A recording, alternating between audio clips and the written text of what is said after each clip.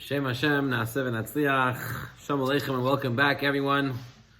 As we continue to travel through the Sefer HaGeula, the book of Exodus, Sefer Shemot, this week being Parshat Bo. And the Zohar asks, Bo? Bo? What means the word Bo? What does the Bo mean? Come. So we're saying, V'yomer Hashem Moshe, Hashem says to Moshe, Bo el Paro, come to Paro. Is that the way we talk to people? No. What do we say instead? Go to Paro. Lech el Paro. That's the Zohar's question. Say lech. Say go. Why saying come? So we'll talk about a scenario and understand what the Zohar is saying. You ever, Baruch Hashem, we have a few children, we have a few kids. When we prepare to go away for a Shabbat, we're going somewhere, right? Like we're renting a cottage or something like that, and we're going, what do we pack? We pack everything. We pack pretty much our whole house, right? You take food, not just for 1 or 2 days, but maybe something's going to happen. I'm going to need a third and a fourth day. We have tzeli chamadan for a whole week of food, a whole suitcase for a whole week. Then the clothing. Everybody's got to have heavy clothing. Right? You got to make sure you have maybe this, maybe that, maybe this, maybe that, maybe too cold, maybe too warm. And you pack. You make sure you have everything. You have non-perishable, perishable food. You prepare everything so that when you're traveling, you'll have everything. And even then, as soon as you start driving, you have to head back. Right? You forgot something else. You got to go back, and then again. And then at one point, you're like, that's it. We're not heading back. Whatever we got, we're good to go. But, every time, we know we prepare a lot. Let's take a minute to look at the Jewish nation. They're ready to leave Mitzrayim. They're ready to go where? Where's their trip for the next 40 years? Where are they going to be in? In the Midbar, the desert. Is there restaurants there? No. Is there a kosher pizza shop? They don't know. Forget, you don't need a pizza shop. They don't know they're going to go 40 years. Okay, but then how long are they going to be? They're going to be there for a couple of days? A week, 2. Okay. There's a kosher sushi shop there. No. So, they didn't take any food with them. They have matzah prepared. Matzah wasn't even prepared. It came out the dough. It got baked later. Nothing there. Lech teich achrei b'midbar be'eretz lo zerua, the pasuk says. They went to follow Hashem in an undeveloped land. How did they do this? How could they possibly go out of Mitzrayim, no suitcases of food, no suitcases of clothing? Were they not nervous? How could they be so confident? And so Rashi, in this week's Parsha, in Perek Yud Bet, Pasuk Lametet tells us that what? That when they're baking the matzahs and they're coming out with everything, Rashi explains that what? Because they put their bitachon in HaKadosh Baruch Hu. They relied in Hashem. Magid shebachat sheYisrael shlo amru hech ne'etzach lemidbar ne'etzel lemidbar belo tzeda ela haminu ve'alchu. They believed and they went. Vehu shemefurash, and this is what explains that they went after Hashem. Lech chesed b'nurecha ahavta kulatecha lech techar b'midbar be'eretz lo zerua, in Yirmiyah. They had bitachon in HaKadosh Baruch Hu. Says the Zohar Kadosh. What does it mean, Bo el Paro, come to Paro? HaKadosh Baruch Hu is telling Moshe Rabbeinu, you want to get Geula, you want to be able to leave? It's Bo el Paro, come to Paro. What? Bo imi el Paro. Come with me to Paro. You understand? Come with me. Hashem was telling Moshe Rabbeinu, you want to leave on a trip without any clothing? You want to leave on a trip without any food? It's only possible if it's bo'imi, if you're coming with Hashem. If you're going, it's a different story. But if you're coming with Hashem, that's a whole different story. Now, we can understand why it says Bo'el Paro. A A child is afraid to walk alone at night. But when a child with his father, he feels safe. Likewise, people are scared to walk through a dangerous neighborhood. But when they're together with a group of people, or they have a strong person in their midst, they aren't so afraid. Sometimes, when a person has problems and struggles, but if he knows he's never alone, he's bo el paro, bo imi, he's walking with Hashem, then he has no reason to be afraid. Rav Yisrael Belsky, Zecher Tzadik L'Bracha, the Rosh Yeshiva of Torah Vedat, Gadol Hador, Posek Hador, he once gave a mashal to explain how bitachon works. True story. Rabotai, December 7, 1941. Pearl Harbor was attacked by the Japanese, and thousands of American naval officers and seamen were killed. The U.S. declared war on Japan, and they mounted a counterattack and drove the Japanese back until they got close to their mainland. The Japanese went back to Japan. But they encountered a problem. It looked like the Japanese was ready for this attack, and on the islands, the Pacific Islands, they saw that the Japanese already prepared military installations. They had tanks, they had planes, they had all sorts of things on those islands in front of Japan. And the Americans had a question. How are we going to defeat Japan? How are we going to attack them if before we can get to their mainland, there's so much military response there? One island in particular seemed very heavily fortified. And it looked like the Japanese made this a staging ground for most of their firepower. And there's no way they can go into Japan till they take out this island, but it was very hard to do so. And so they asked for volunteers to go in and to get a good idea what they have there. A group of brave Marines volunteered for the task and set out for what seemed to be their final mission, suicide, the suicide mission. They'll be able to relay the information back to the Americans, but that's it, they don't expect to get back. And they started flying over the island. And guess what they found out? They quickly discovered, true story, that the tanks and the guns that from afar looked like real stuff were all inflated balloons. The Japanese put inflated balloon tanks, inflated balloon planes, and put them all on the island. The entire beachhead contained dummy munitions, and there weren't even any Japanese soldiers there to defend the island. It was all a fake. Says Rav Yisrael Belsky, Zecher Tzadik L'Bracha, Bnei Israel were redeemed. Why? To their emunah. When one faces seemingly challenges that cannot be overcome, he has to realize that the correct approach is bo imi, come with me. Then Rav Belsky said he may be pleasantly surprised to discover that the challenges were able to be overcome and dealt with. This is what it means to have bitachon. This means bo imi el paro. Come with me to paro, says the Zohar. As Hashem, I just wanted to mention that this shir today is being dedicated to the Refuah Shlema Ariel ben Rachel, as well as Refuah Shlema to Mishael ben Brucha. They should both see a complete and speedy recovery. Oh. This was our first lesson on this week's Parshat. Let's move on to a second lesson. Okay. I will tell you,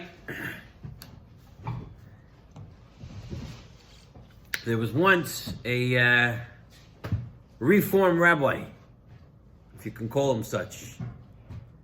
And he was a compulsive golfer. He loved to play golf. And it was Yom Kippur. He woke up Yom Kippur morning, And they don't play golf on that day. But he had such an addiction. So early in the morning, he woke up, everyone else woke up. And he went to the golf place. He went for a quick 9 holes by himself. And he takes the golf club. He knocks the ball. And on the 6th hole, Hashem caused a mighty wind to take the ball directly from the tee to the cup. A miraculous shot. The angels that were there that saw this went to HaKadosh Baruch Hu. He said, Hashem, this is his reward? A hole in one is his punishment for playing golf on Yom Kippur? Hashem, the story goes, Hashem answered the angel with a smile and said, yes, because who is he going to tell? You know, the guy had such a good game on golf, but who's he going to go and tell it on Yom Kippur he played? Everyone's going to say, what? He can't say anything.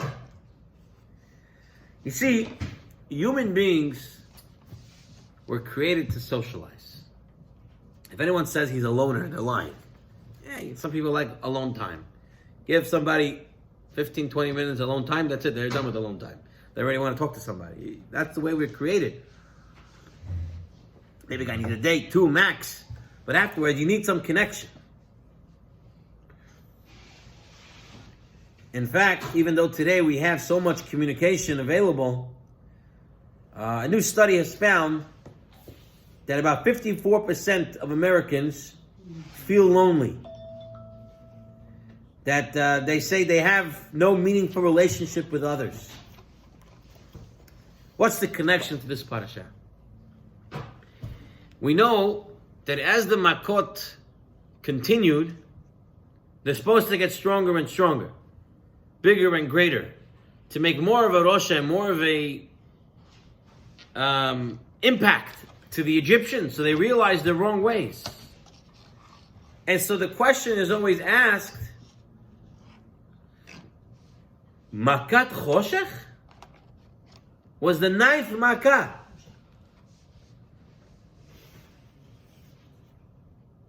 the one right before the 10th of Makat Bechorot? The 10th is supposed to be the worst. They mean the 9th is supposed to be the second to the worst. And it's Makat Choshech. It got dark.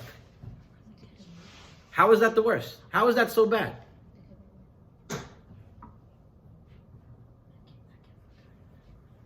So,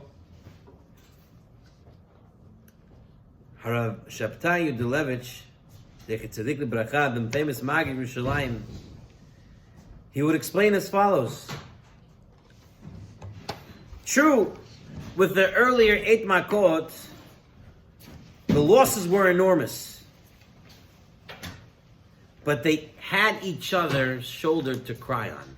It means everyone felt it, and everybody was able to talk to each other, and they were able to communicate with each other about the pain and the sorrow that they were going through. But you know how Makat Choshech was worse? Says Rabbi Yudilevich, is that they were utterly alone. They had no one to communicate with. They had no one to tell them the pain and sorrow that they were going through. It was a blackout, no communication, no one to talk to. And that can be worse. Rav Shatai Yudilevich would say over a story. He would say that there was once a Maggid, he came to a city where the Jews were very simple.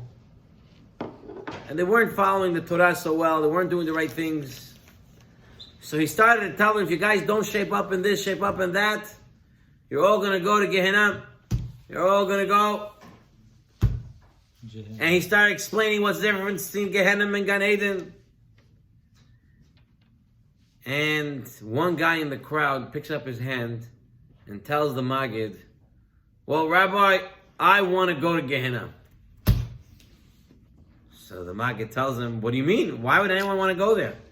I have a lot of friends there. He says to the rabbi, listen, all my friends are not religious Jews. All my friends according to what you're saying, they're going to Gehinnom, so I want to go Gehinnom also. What am I going to do in Gan Eden? I don't know anyone. So the Magen told him, not so simple. He said, in Gan Eden, you get to see people from the past, from the previous, all the generations. But in Gehinnom, it's not like they're sitting around the table and everyone's getting burnt at the same time.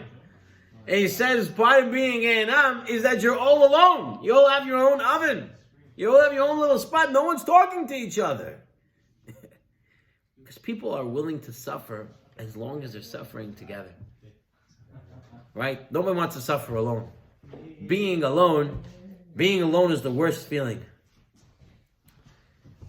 The Vizhnitzer Rebbe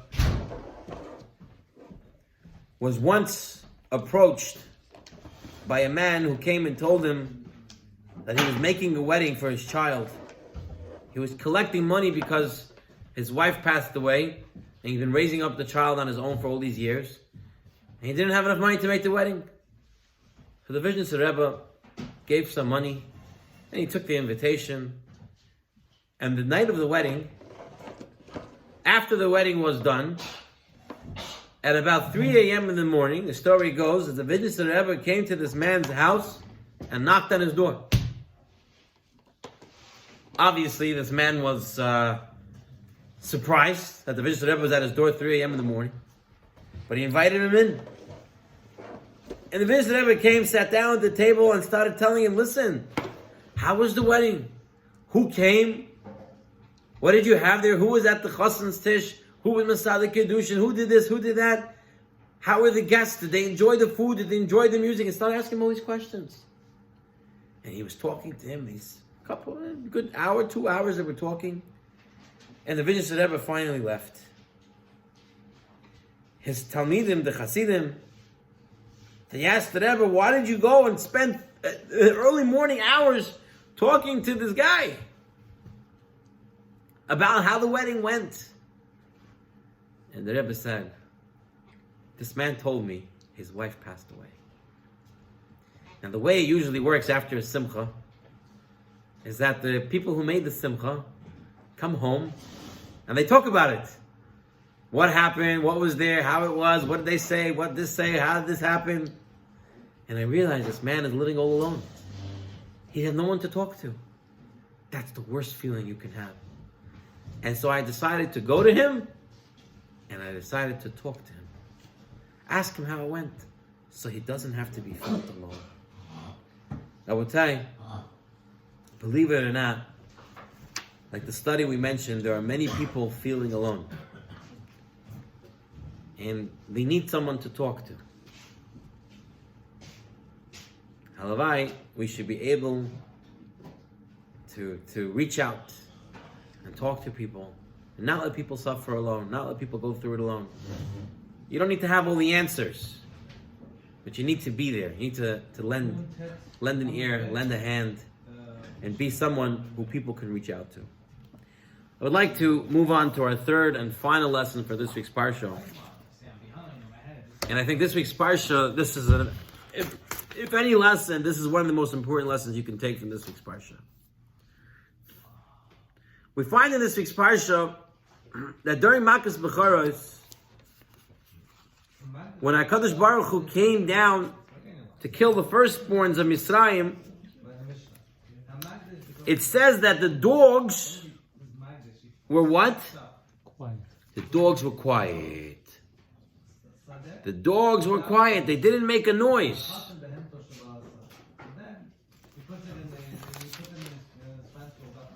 Later on, in Sefer Shemot, we're told that if you have meat, nevela, who do you send the meat to? You send it to the dog. Why to the dog? So Rashi says, because when the Jews were in Mitzrayim, Makkah Bechorot was there, the dogs kept quiet. So here's a question for you. It seems to be the dogs did a very good thing, they kept quiet. But there was another animal that did even more things.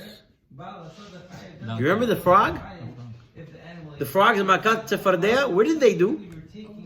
They went into ovens. They got burnt. They jumped into places. They killed themselves. Why didn't the frogs get meat thrown to them? Or give them worms to eat? They should say, every time you get a worm, give it to the frog. Frogs also was Mekadesh Shem Shamayim. Make something even more. Rabotai. In Perik Shira, it tells us that all the animals of the world sing praises to Hashem. And the dog is going to go first, the Midrash says. And they're going to say, come, let us bow down. Let us bow down to Hashem. Let's kneel before Hashem, our Maker. The Midrash Yalkut Shimoni tells us, Rav Yeshaya, the student of Rabbi Hanina ben Dosa, could not understand why the dog would be the first to lead praises to HaKadosh Baruch Hu. And so, Rav Yeshaya, the Midrash says, fasted 85 days to get the answer. He said, I'm going to fast to get the answer. Teaches a very big thing. If you want to answer in Torah, maybe you need to work on it a little more. You got to fast, you got to do stuff. And after 85 days, an angel came to him, Malach came. And the Malach said to Rav Yeshaya, you're never going to know. Hashem me'gezerat, dogs are going to go first. But then the angel said,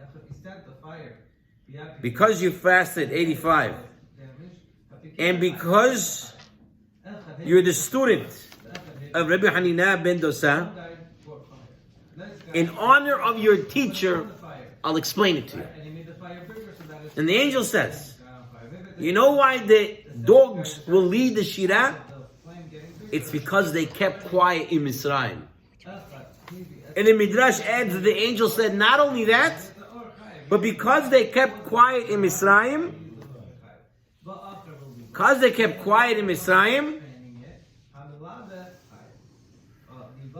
we're going to use the urine of the dogs to prepare the parchment, the excrement of the dogs. No, I'm not sure the urine, but it looks like the excrement of the dogs to be used in making the parchment to write tefillin, mezuzot, and sefrei Torah, says the Midrash. So here we go. The dogs kept quiet in Mitzrayim. Number one, they get meat. Number two, they get to lead the Shirah. Number three, their excrement is used in the production of the cloth, of the parchment. So this is what the angel tells Rav Yeshaya.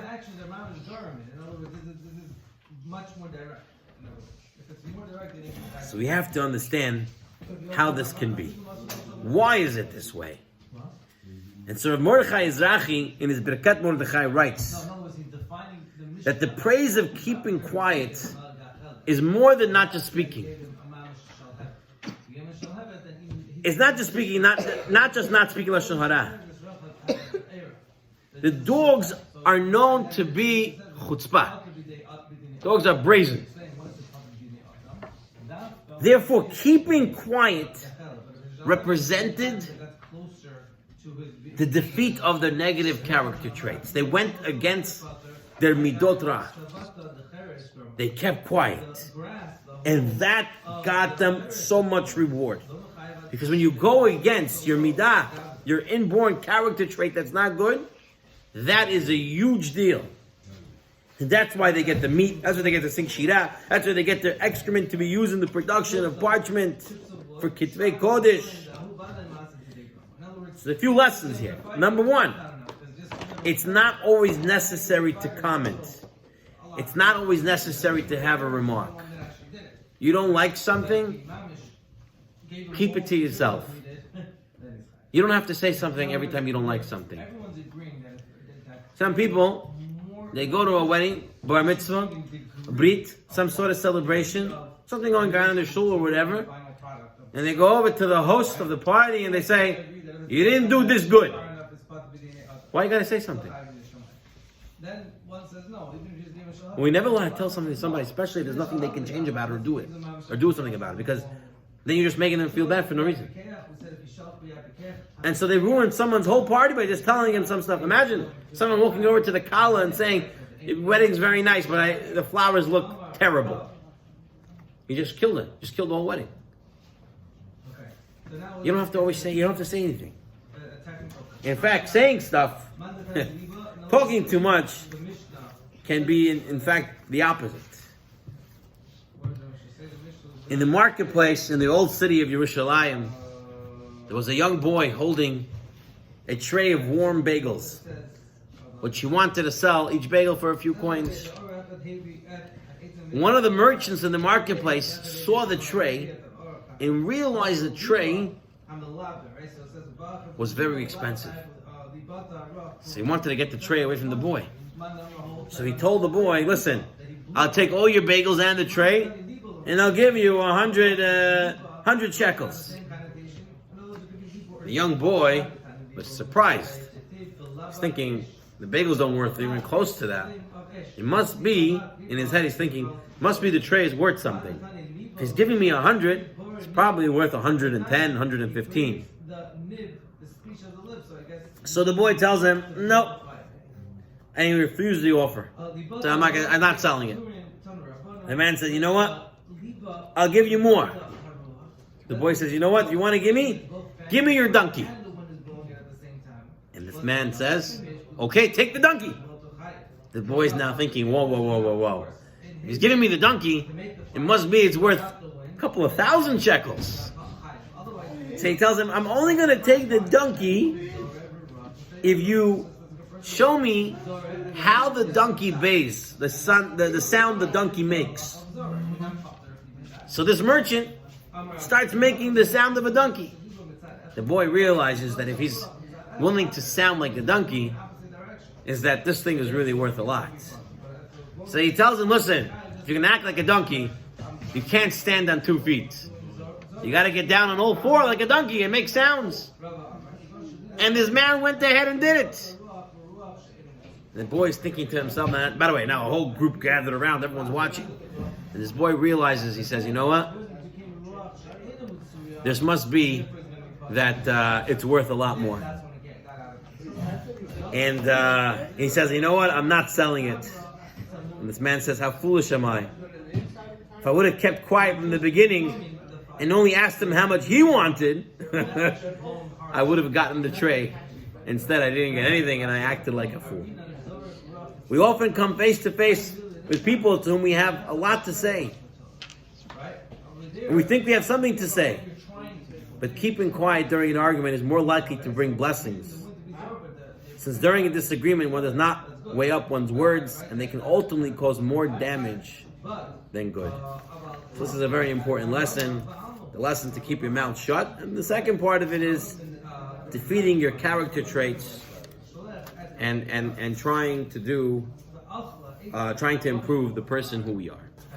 And so with this, we'll conclude this week's share. Again, it should be the Lefort Shlema, Ariel ben Rachel, Gam Mishael ben Rucham, and everyone else in Klal Yisrael. News Lefort Shlema. Shabbat Shalom, Lekulam.